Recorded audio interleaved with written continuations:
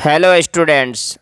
आज हम जानेंगे जो स्ट्रॉन्ग एसिड है, स्ट्रॉन्ग बेस है, वीक एसिड है, वीक बेस है, उनके एग्जांपल। ये बहुत ही इम्पोर्टेंट है। इसमें क्या है कि जैसे स्ट्रॉन्ग एसिड, इसका नाम क्यों हुआ, वीक एसिड क्यों हुआ। तो स्ट्रॉन्ग और वीक का क्या ही ये है, देखो नाम से पता चल रहा है। स्ट्रॉन्ग एसिड इसका मतलब है कि जो उसके अंदर एसिड की मात्रा ज़्यादा है, इसलिए वो स्ट्रॉन्ग एसिड है।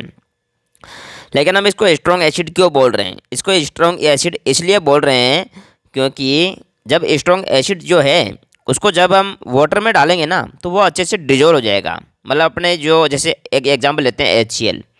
तो HCl क्या है कि ये बराबर पार्ट के अंदर डिवाइड हो जाता है। मतलब अपने आयंस के अंदर ये डिवाइड जो बराबर होता है ना, इक्वली डिवाइड हो जाता है, इसलिए स्ट्रॉन्ग एसिड होते हैं। और वीक एसिड की हम बात करें तो वो क्या है कि कम्प्लीटली वाटर में डिजोल्व नहीं होते। जैसे कि हम लेते हैं HCWH को, देखो जरा आप।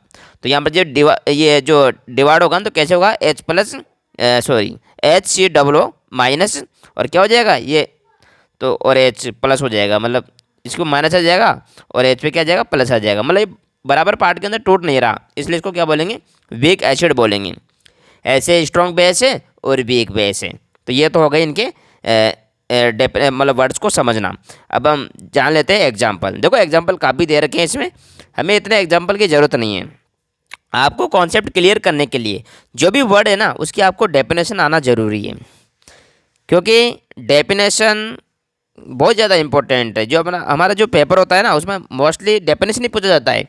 आप कोई सी क्वेश्चन को ध्यान से देखोगे ना आप, और आप डेफिनेशन को ध्यान में रखकर उसको सॉल्व करोगे ना, तो मेरी गारंटी वो कोई सा भी क्वेश्चन हो आपसे सॉल्व हो जाएगा।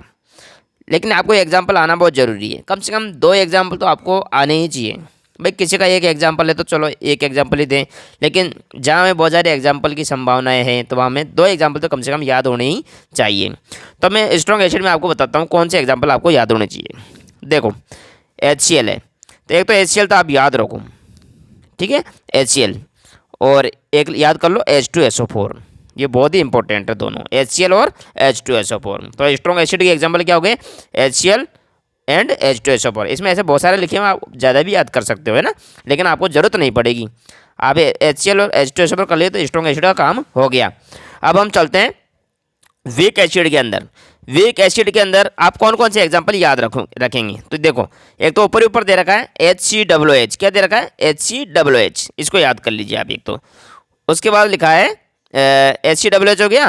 उसके बाद आप CH3COOH वाला भी याद कर लें। देखो एक जैसा दिख रहा है, इसमें जहाँ H है ना वहाँ पर CH3 हो जाएगा केवल, है ना। तो ये 2 एग्जाम्पल इसमें याद रख लो।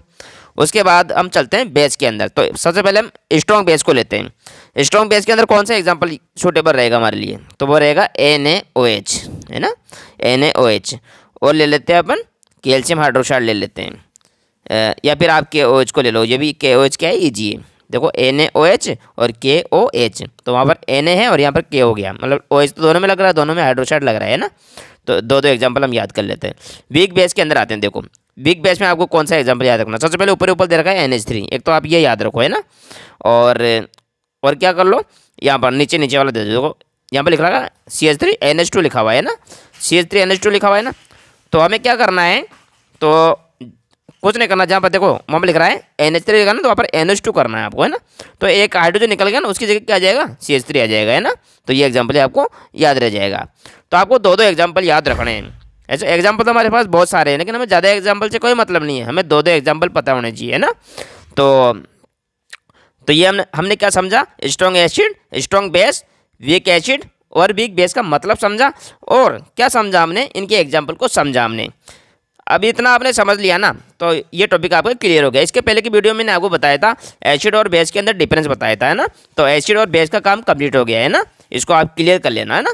और वीडियो अगर आपको अच्छा लगा है तो आप अच्छा सा कमेंट दीजिए। कोई भी आपकी प्रॉब्लम है, कोई भी क्वेश्चन है, आप उसको कमेंट जरूर करें, मैं आपका जवाब जरूर दूंगा, है ना। मैं वीडियो बना सकता हूँ, अगर मुझे अच्छा लगा वो क्वेश्चन आपका, तो मैं वीडियो जरूर बनाऊँगा, है ना। Thank you.